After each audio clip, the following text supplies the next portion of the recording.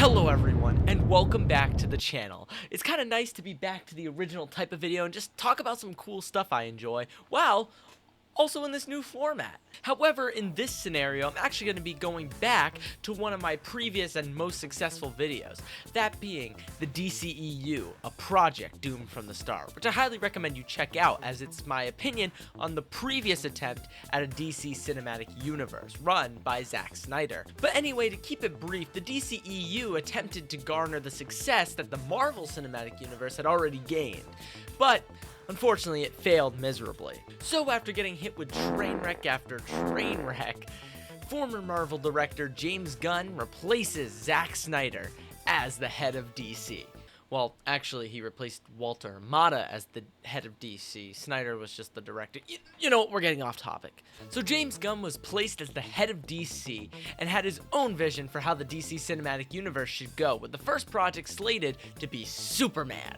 Now, here's where the complications come in, and it all circles back to The Rock. Of course it does. So when Black Adam came out, it was produced by 7 Buck Studios, a studio founded by Dwayne "The Rock" Johnson. So his plan was to use his status and studio to stiff-arm DC, giving him control of the DCEU, where he would make his character of Black Adam the central focus. Like those videos where people put their OCs into shows.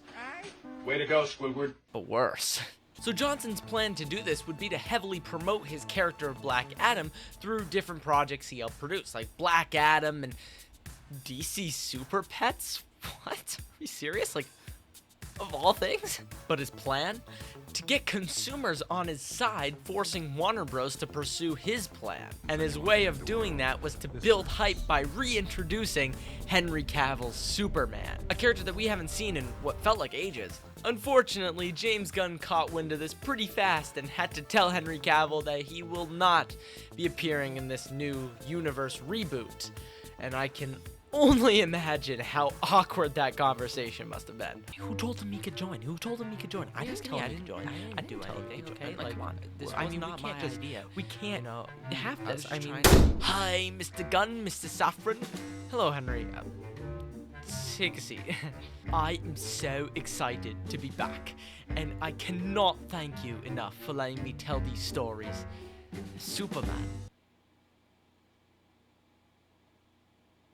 What? Fortunately, by the looks of it, Gunn does want to include Cavill in this universe, just not as Superman. Primarily because he wants a younger actor. But we're not here to talk about The Rock's failed DC takeover, but rather the recent release of the very first DCU project, Superman.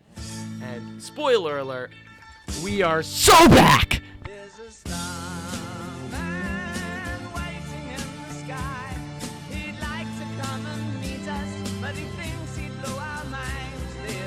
So Superman came out just about a month ago on July 8th and marks the very first project of James Gunn's new universe, starring David Corenswet as the Man himself, Nicholas Hoult as Lex Luthor, and a whole wide cast of characters that we'll get to soon. The story follows the now controversial Superman after he stopped the war happening between the countries of Boravia and Jarhapur.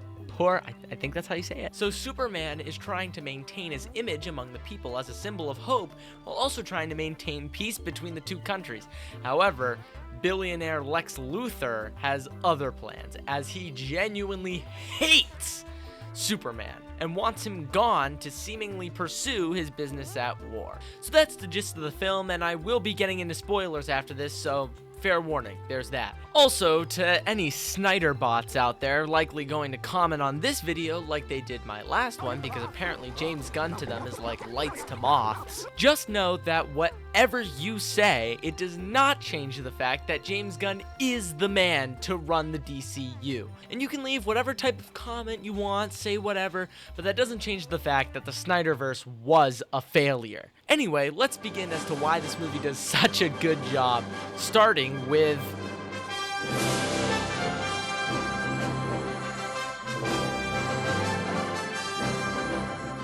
who is Superman? When thinking about him, of course, what are the core values that come to mind? Just to clear up any possible misinformation that may have been circulating about the character. Superman is a symbol of hope. He carries around a high moral standard on himself and is willing to do whatever it takes to protect. Similar to Batman, he finds killing extremely immoral and wrong and attempts, no matter what, to save everybody. Those are the core values of Superman. Someone that uses their power for truth and justice. And I think that this movie nailed that aspect perfectly. He spends a solid portion of the movie saving people alone. I think he spends more time saving people than he actually does fighting. Saving something as small as a squirrel. And honestly, I think that's what people have a problem with, ironically enough. Looking at Cavill's Superman while fighting Zod, he doesn't bother to try and save anyone or minimize damage. They literally fly through buildings, resulting in catastrophic casualties. No version of Superman would just throw his enemy through a building without knowing who's in it. In the new movie, while fighting the giant monster, he doesn't just slam it into buildings to try to slow it down. No, he actually even flies up, so the fire breath doesn't even risk hitting people. But what people find redeeming in Cavill's Superman is the aesthetic, and I'm not gonna lie, he is cool. He always brings this aura that reveals his strength. Cinematically, it's cool as hell. But when you focus on the fit pics and flight shots to show off his power rather than his character, that's where you start to see problems. Take this scene from Batman vs Superman, for example, where a bomb goes off in a courtroom, killing everyone. Now, this scene alone is crazy, but what makes it incredibly unfaithful to Superman is two things. First of all, he definitely should have been able to stop that bomb. I mean, the room was dead silent, so he should have been able to hear the kind of unordinary ticking of the bomb or mechanisms. He definitely has the speed for it. I mean, in Justice League, he was literally able to look at Flash while he was running, which means he could absolutely operate on that level of speed. But hey, I'll give the benefit of the doubt here and say, like, maybe he couldn't hear the bomb or pinpoint where it is, or maybe the courtroom was just filled with lead so he couldn't see through the walls or anything like that. But that brings me to the second unfaithful point, which is his reaction. When Superman just watched a courtroom full of people get incinerated, what would you guess is his reaction? I'll tell you this, it shouldn't be an aura farming fit pick. Someone whose core value is to aim to save everyone, and he saved no one, that would have been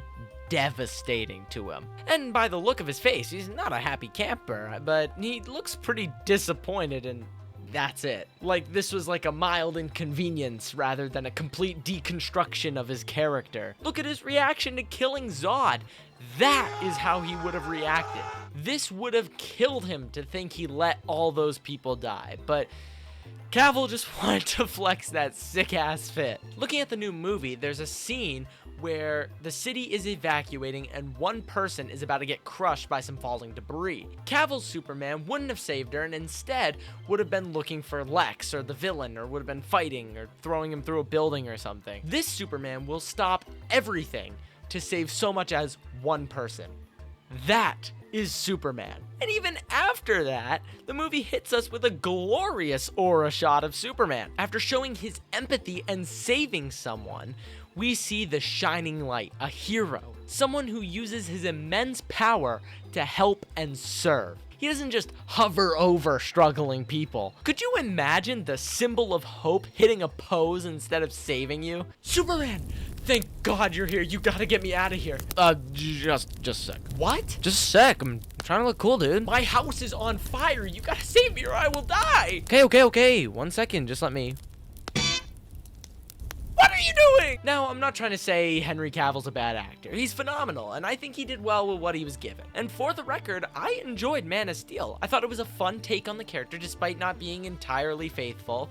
I mean, I'm all for experimentation. However, to put this variant of Superman as the head of the universe is just not what the character needed. And I honestly feel bad for poor Snyder, because Man of Steel was supposed to be one movie with maybe a sequel. But Warner Bros. Wanted to turn it into this entire universe and have Snyder spearhead the project. They didn't even bother trying to realize what the character of Superman is and what he represents. So, this new Superman manages to get his character and values down to a T. So let's go to a bit larger of a scale with the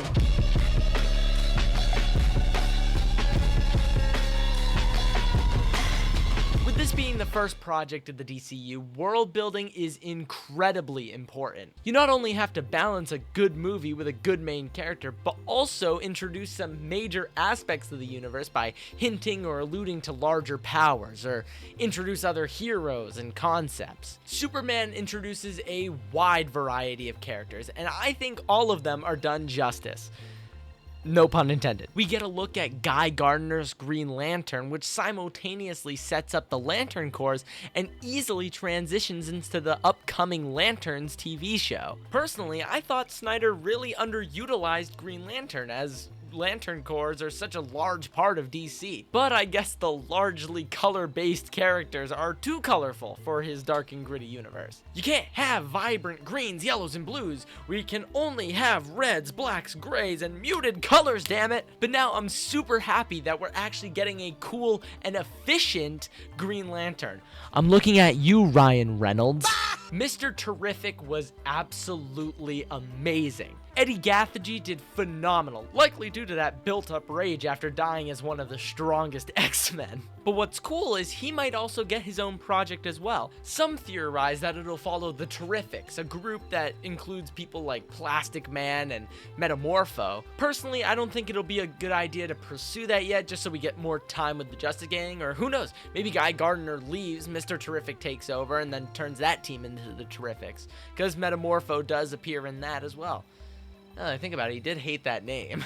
Speaking of Metamorpho, he too is in this movie, and by golly, he is awesome as hell. We got to see his wide range of abilities done through changing his body into different materials like flight, stretchy powers, and changing his hand into kryptonite to weaken Superman. He was incredibly fun to watch and was able to get a heartwarming redemption and conclusion by joining the Justice Gang. Hawkgirl was also in this. She doesn't do much besides tweak out and kill a dictator, so that's pretty cool. But overall, she was kind of underutilized, which honestly I'm willing to excuse just because of how many good characters are put into this film. Lastly, at the very end, we get to see Supergirl, which obviously alludes to her movie coming out next year. The thing that really sets this film apart from other cinematic universes is its ability to build a world in a movie while also telling a story about Superman. James Gunn said that he's not going to really rely on post-credit scenes to further the universe unless he really wants to, meaning that most of the story is going to be baked into the movies themselves. Now, I love and hate this. On one hand, the post-credit scenes in the MCU felt nostalgic and rewarding, almost like you were being let in on a secret. On the other hand, the recent MCU post-credit scenes have led to complete dead ends. Like, can you tell me the name of the guy that shows up at the end of Eternals? Matter of fact, I'll do you one better. Name me one thing he does. Exactly. My point. Also, baking in the world into the film itself is better at cohesively expanding the characters you introduce. It also doesn't force certain stories to be told. I think the MCU has really struggled at that by introducing certain characters that they never show again. To me, I think the latter option is better, as nostalgic and cool as those early MCU post-credit scenes may be. Another thing to point out is how they utilize and introduce these characters rather than just using them as some plot device. Take Wonder Woman in Batman vs. Superman. She just shows up to beat Doomsday and to prove that there's a Justice League. Look at Amazing Spider-Man 2.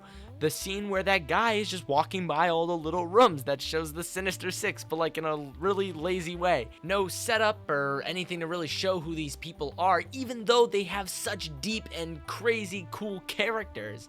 They just kind of, oh, they exist. Superman did a really good job at actually characterizing these characters instead of just making them plot device after plot device. We save the day after save the day because I'm here, because I exist. Now, despite how much I like this movie, it wouldn't be fair nor realistic if I didn't point out its issues. Don't worry, they're brief and none ruin the movie, but I think they're just worth pointing out.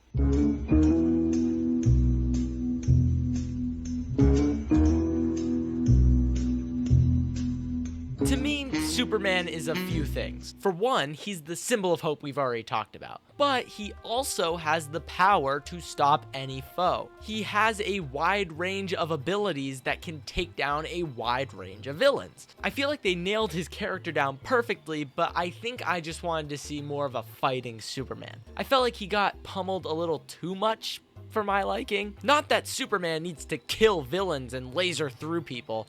Like, no, we already have the boys for that. Don't worry. But personally, I wish Superman was a bit more creative with his abilities and was a bit better of a fighter. However, I think that's okay in this movie. With every variant of a character, they tend to have different levels of power. I don't see Robert Pattinson's Batman being able to take on Darkseid, and yet he's my favorite live-action Batman, despite being inexperienced and not as strong as some other versions like Batfleck. Power does not always equal a better character, so in this movie, I'm fine with this Superman not being as strong as Henry Cavill's, as long as they're able to succeed in his character. Also, it's his first movie. It would be super lame if Superman was as powerful as he is off rip. Let me see him grow and learn and hone in on his abilities. Was Iron Man just crafting nanotech suits in the first movie? No.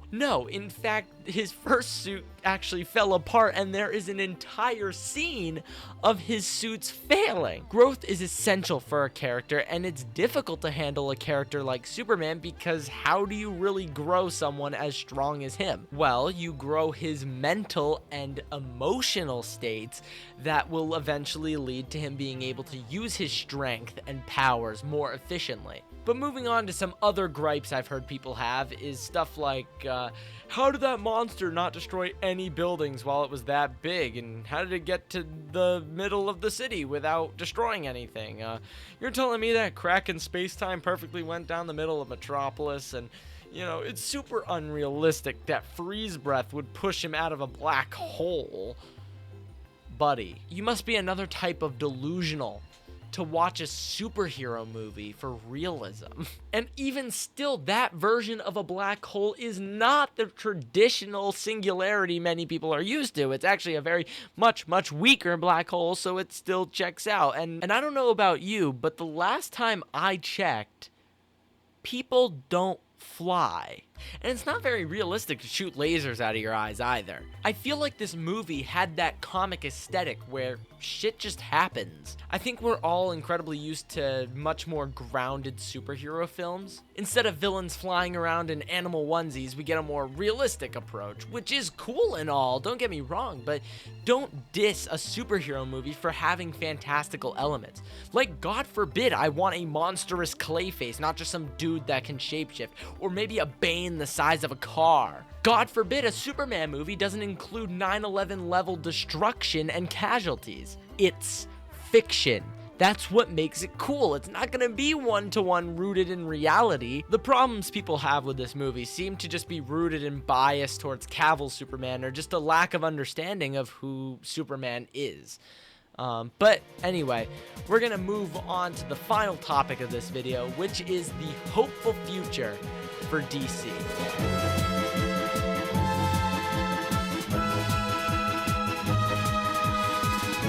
Now, I could have talked about the political messaging of the film, and I mean, I didn't even get to talk about Lex Luthor, who was awesome as well, and my personal favorite character throughout the movie. But what I really wanted to talk about was DC. It's no secret that DC has kind of been bested in every field recently. Obviously, their cinematic universe was a failure, Marvel Rivals dropped, and DC's way at besting their competition is to make a mobile game? Sure. And even then, Marvel dropped Mystic Mayhem, so it toppled their crappy attempt again. But overall, DC has been second best, even though they have some of the most iconic and amazing characters in all of fiction. But this movie not only establishes a promising start to the universe, but also brings DC back into this general public eye. So looking at my previous video, my excitement was well warranted, and James Gunn really delivered something special. I'm super excited for everything that's to come in the DCU, and now I have no doubt that Gunn is going to rock it. That's it for this video. Thank you all for watching. If you enjoyed, like, subscribe, comment. I respond to every comment. So, yeah, I guess I'll see you guys in the next one. Thank you for tuning in. Yeah. So, yeah. Bye.